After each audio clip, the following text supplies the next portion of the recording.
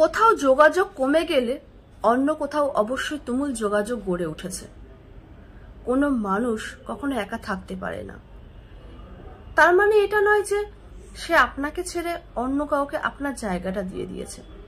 হতে পারে সাময়িক বা পারিবারিক কোনো সমস্যার জন্য সে আপনার থেকে সামান্য সময়ের জন্য দূরে রয়েছে, কিন্তু একা নেই এটা নিশ্চিত।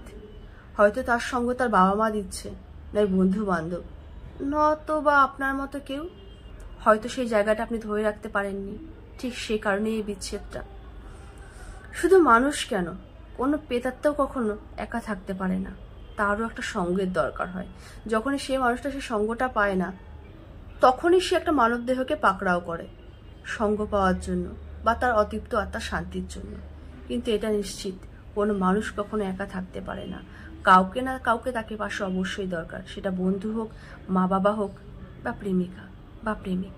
সুতরাং কেউ যদি আপনার সঙ্গ ত্যাগ করে, আপনার বুঝে নেওয়া উচিত সে নতুন কোনো সঙ্গ পেয়েছে।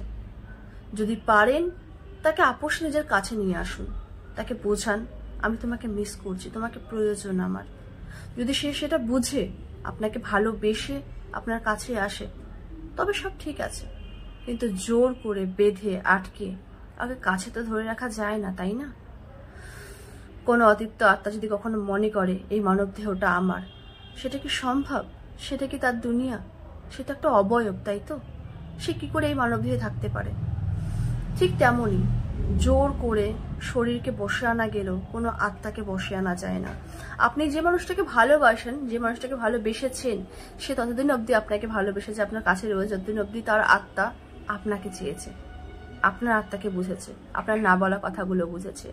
সে যখন আপনার বলা কথাগুলো এখন বুঝতে পারছে না, তার মানে তারকে আপনার সামান্য একটু হলে লিভ দেওয়া উচিত। সেটা স্বল্প সময়ের জন্য হতে পারে, সারা জীবনের জন্য হতে পারে, কিন্তু আকড়ায় আকড়ায় বাজিয়ে দুটো সম্পর্কে তিক্ত করার কোনো প্রয়োজন নেই। সে যদি খুঁজে থাকে অন্য কোনো সাথী, তাকে ছেড়ে দিন। যদি সে আপনার হয়, সে ফিরে আপনার কাছেই আসবে। তার জন্য আপনি ধৈর্য ধরুন। সূর্য উদয় হচ্ছে, অস্ত যাচ্ছে মানে কিন্তু শুরু আর শেষ না। সূর্য উদয় হচ্ছে মানে একটা নতুন সকাল, আর কোথাও সূর্য অস্ত যাচ্ছে মানে রাতের পরে সেখানেও ভোর। সেখানেও কিন্তু সারা জীবনের জন্য অন্ধকার নয়।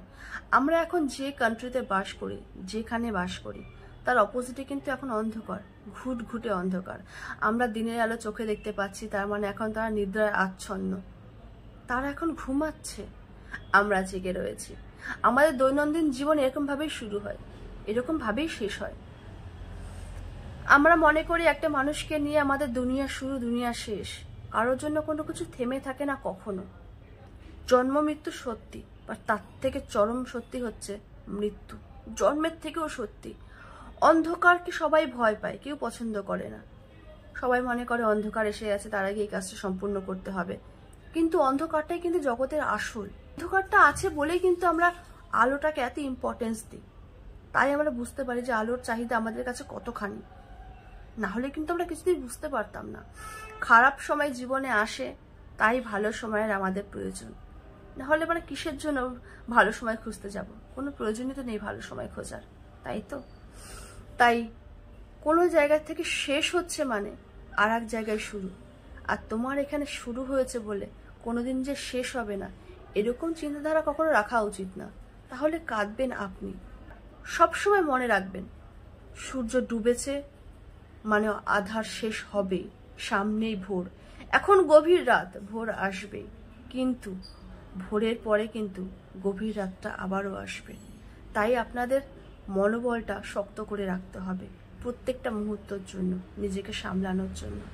কিছু কিছু মানুষকে আমরা এতটা পরিমাণে ভালোবেসে ফেলি যে তাকে ছাড়া পুরো জগৎটাই আমাদের পুরো অন্ধকার লাগে। আমাদের জীবনে তারা চলে গেলে পরে অমাবস্যার রাত্রি নামিয়ে দেয়।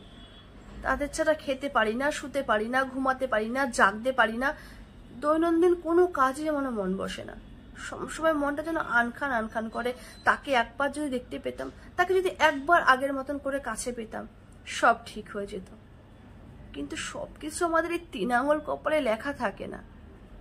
মহাভারতের যুদ্ধও কিন্তু আগের থেকেই লেখা ছিল। অর্জুন শুধু কাজটা সামলিয়েছে নিমিত্ত মাত্র, ঠিক আমাদেরও এই দুদিনের রঙ্গমঞ্চে এসে আমরা কি করব কি না করব, আমাদের কপালে সব লেখা আছে। চিত্রগুপ্ত সব লিখে দিয়েছে, আধারও লেখা আছে আর দিবাও লেখা আছে। আমাদের বাঁচতে হবে এই সব সত্যি কথা মেনে নিয়ে, যে হ্যাঁ দিনটাও আমাদের, রাত্রিটাও আমাদের, সুখও আমাদের, দুঃখও আমাদের। হার মানলে চলবে না। সে চলে গেছে, সে যেখানে থাক ভালো থাক, যদি আমার হয় আমার কাছেই ফিরবে। আমাদের মানুষদের একটা সব থেকে বড় প্রবলেম কি জানেন, আমরা নিজেদের সঙ্গে অন্য কাউকে তুলনা করে ফেলি।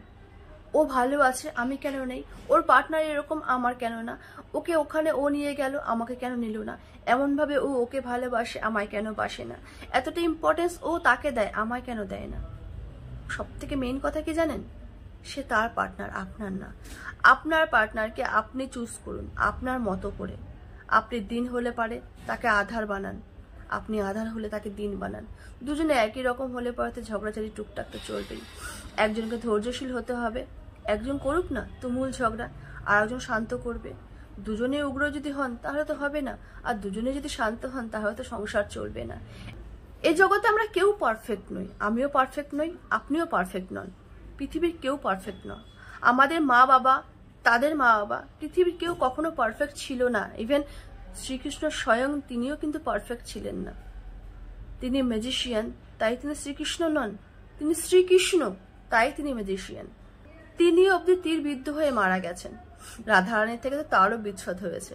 তবে কি আমাদের হওয়াটা স্বাভাবিক নয়? তিনি ভগবান হয়ে যদি বিরহ যন্ত্রণা সহ্য করতে পারে সারাটা জীবন, তাহলে কি আমাদের দ্বারা সম্ভব না? চাইলে আমাদের দ্বারা সবকিছু সম্ভব। আপনি আপনার মাইন্ডসেটটা করে নিন, আপনি কি চান? অন্যকে খুশি রেখে নিজে খুশি থাকবেন, নাকি নিজে খুশি থেকে অন্যকে খুশি রাখবেন? নিজে যদি ভালো না থাকা যায়, অন্যকে কখনো ভালো রাখা যায় না। এটা আমার বিশ্বাস। ভুল হলেও হতে পারি, কিন্তু হ্যাঁ, আমি হ্যাপি রাখতে চাই অন্য কাউকে।